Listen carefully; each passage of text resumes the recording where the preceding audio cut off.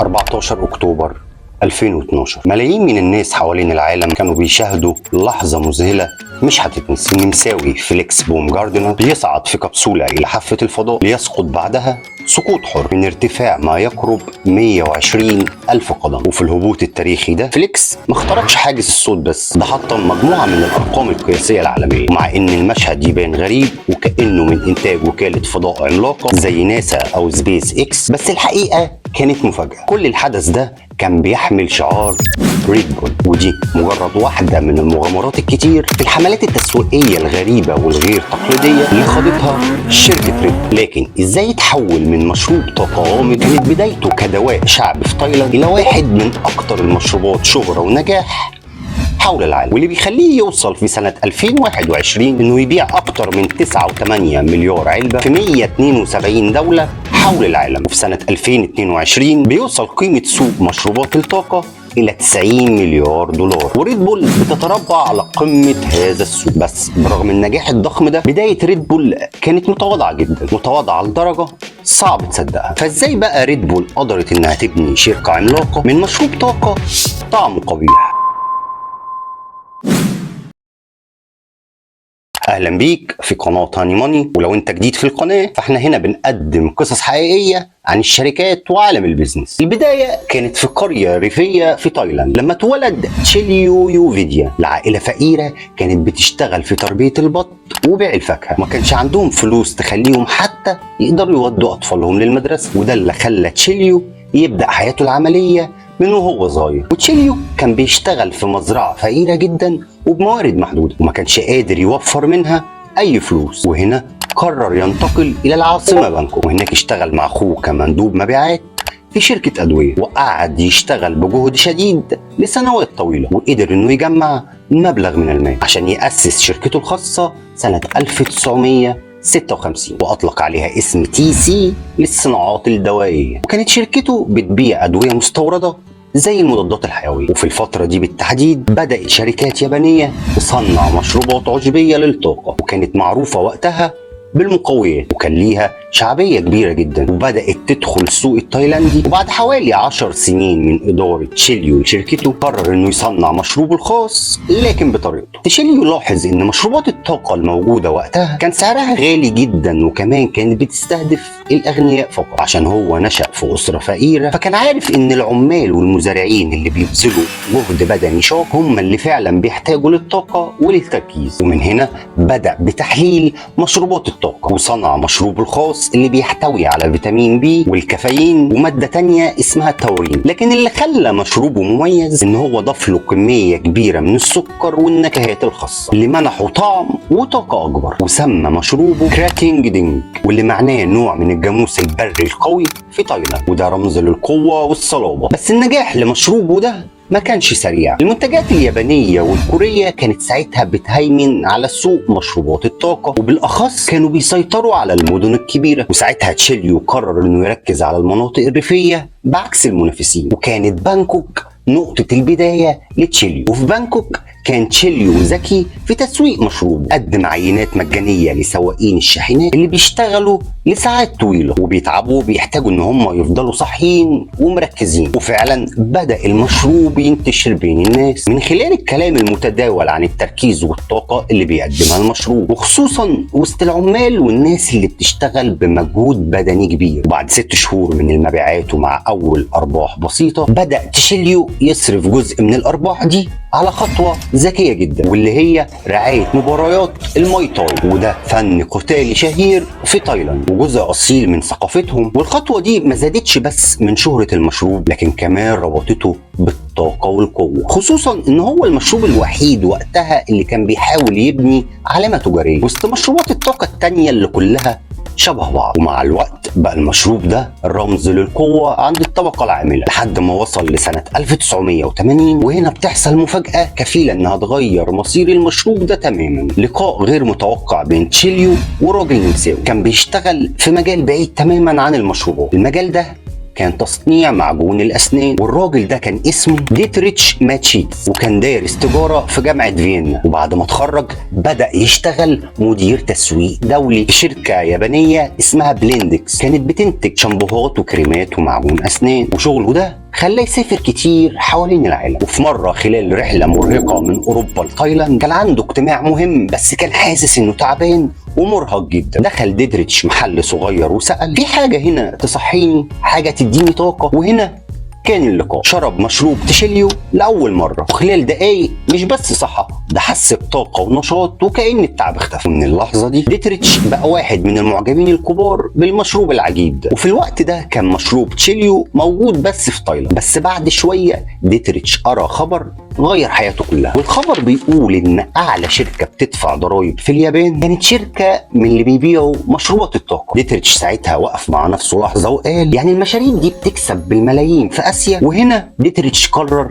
يستقيل من شغله وسافر لتايلاند عشان يدور بنفسه على صاحب المشروب العجيب ده. وفعلا وصل له وقعد معاه وقال له: انا حابب نشتغل سوا وناخد المشروب ده ونفجر بيه اوروبا كلها. وتشيليو وافق على طول، والاتنين اتفقوا ان كل واحد يحط 500,000 دولار كبدايه، وديتريتش هيمسك التسويق والتشغيل وتشيليو هيفضل شغال على المنتج نفسه. وقسموا الشركه كل واحد 49%، وال2% الباقيين فضلوا لتشيليو عشان هو صاحب الوصفه الاصليه. واول قرار مهم اخده ديتريتش كان عن اسم المشروب، وقال ان احنا مش هنمشي على الترجمه الحرفيه اللي هي الثور الاحمر، احنا هنختصرها ونسميها ريد بول. اسم سهل ومعبر وسوقي. وفي سنة 1984 اتأسست الشركة رسميا في أوروبا، تحديدا في النمسا واللي كانت بلد ديتريتش. بس قبل ما ينزلوا المشروب في السوق الأوروبي عملوا اختبارات على طعمه، والنتيجة كانت صادمة. الناس قالت إن الطعم بشع جدا وإن المشروب شكله مش صحي خالص. بس ديتريتش وتشيليو كانوا مؤمنين جدا بالفكرة وما استسلموش في اللحظة دي، وقرروا يعدلوا الوصفة فورا، وكمان بدلوا العلبة بواحدة فضية رفيعة وشكلها أشيك. وبدل ما يقللوا السعر عشان الناس تجرب، لا،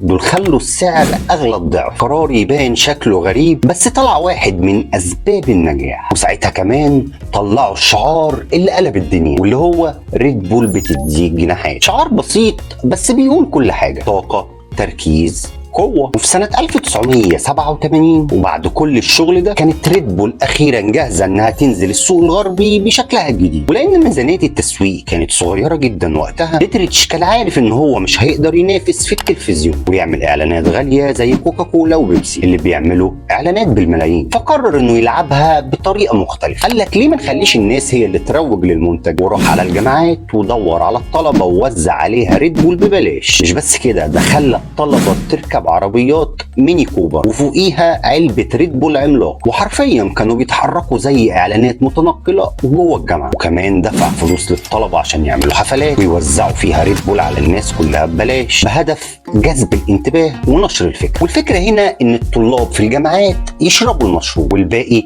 اكيد هيقلدهم. والكلام ده طبعا كان في الثمانينات، وكانت الاعلانات بالطريقة دي جديدة وشكلها مختلف، وكانت الناس كل مرة بتنبهر بافكارهم اللي كانت ساعتها غريبة. والنتيجة في أول سنة باعوا أكتر من 1,000,000 علبة. صحيح الشركة خسرت ماديا في السنة دي لأنهم وزعوا منتجات كتير ببلاش، لكن ديتريتش كان ليه نظرة بعيدة وكان مؤمن إن بناء العلامة التجارية هو الاستثمار الحقيقي. وفعلا تاني سنة المبيعات اتضاعفت ل 2,000,000 علبة، والسنة اللي بعدها وصلت ل 4,000,000 علبة. وبدأت ريد بول تنتشر في أوروبا وخصوصا في ألمانيا، لدرجة إن الطلب بقى أعلى من قدرتهم على الإنتاج. ديتريتش لاحظ حاجة كمان: مع إن الإعلانات الكلاسيكية كانت لسه شغالة في السوق، بس محدش من الشركات الكبيرة كان بيراعي رياضة المجازفة زي القفز من المنحدرات أو أي رياضة خطر. وقال: هي دي فرصتنا. وبدأوا يراعوا فعاليات أي رياضة كان فيها خطر. واحدة واحدة اتبنت صورة ذهنية الريد بول إنها مش بس مشروب للطاقة، دي أسلوب حياة مليان أدرينالين ومجازفة وناس مجنونة بتحب التحدي. وفي سنة 1997 كانت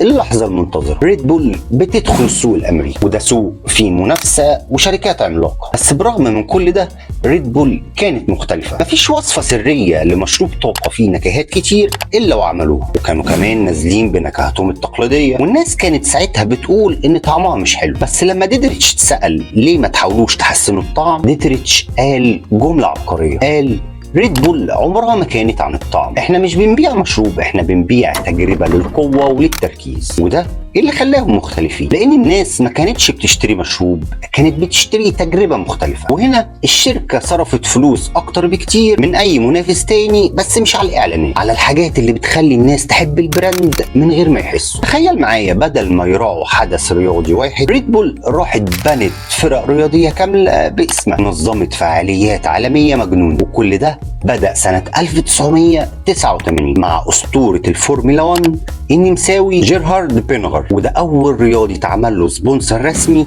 من ريد بول. من وقتها عدد الرياضيين اللي كانت بترعاهم الشركة عدى ال 500 واحد، كلهم ناس متهورة ومغامرين، من كرة قدم لهوكي الجليد لفورمولا 1 لحد الألعاب الإلكترونية. والمثير في الموضوع إن الطريقة دي ما كانتش بس للتسويق، لا دي فتحت أبواب ربح جديدة لريد بول. مثلا ربحهم في الجوائز لمسابقات الفورمولا 1، لكن الذكاء الحقيقي مش بس في الرعاية، لا ده كمان في التملك. يعني لما تشتري فريق زي نيويورك ريد بولز، كل مرة الإعلام أو الجمهور بيتكلموا عن الفريق، اسم ريد بول بيجي تلقائي في الحوار. ومش بس كده، ريد بول اخترعت فعالياتها الخاصة سنة 2000، أطلقوا حدث اسمه فلوج تاغ، وده اسم ألماني معناه يوم الطيران. وفي اليوم ده الناس بتعمل آلات طيران غريبة من صنع ايديهم، وبيتسابقوا بيها من يوصل أبعد مسافة في الهواء. وعلى فكرة الرقم القياسي لحد النهاردة 258 قدم، والنتيجة إن الناس بتفتكر الحدث ده وتفتكر ريد بول. وكمان الإعلانات عندهم ما كانتش بتبان كإعلانات، كانت بتتحس أكتر من إن هي بتتشاف. وده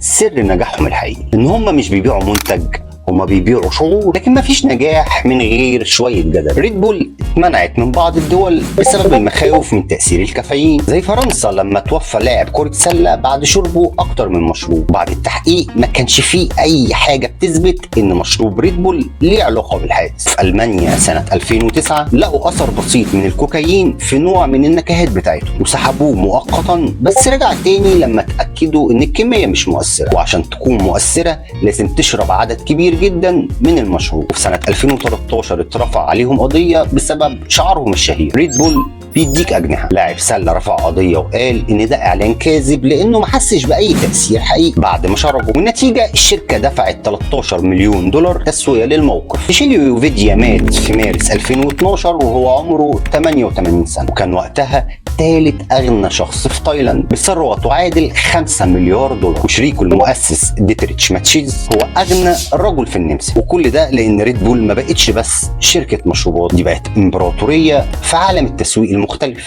ريد بول ببساطة أثبتت إنك مش لازم تخترع حاجة جديدة، ممكن تاخد حاجة موجودة وتقدمها بشكل جديد لمجتمع جديد وبصورة مختلفة تماما. بس المهم إنك تكون مبدع في التسويق. ولو حابب تشوف فيديو تاني عن ريادة الأعمال، ممكن تشوف فيديو إمبراطورية سامسونج أو تشترك في القناة وتستنى الفيديو الجاي. وفي الحالتين شكرا جدا على مشاهدتك، ويا رب تكون استمتعت. سلام.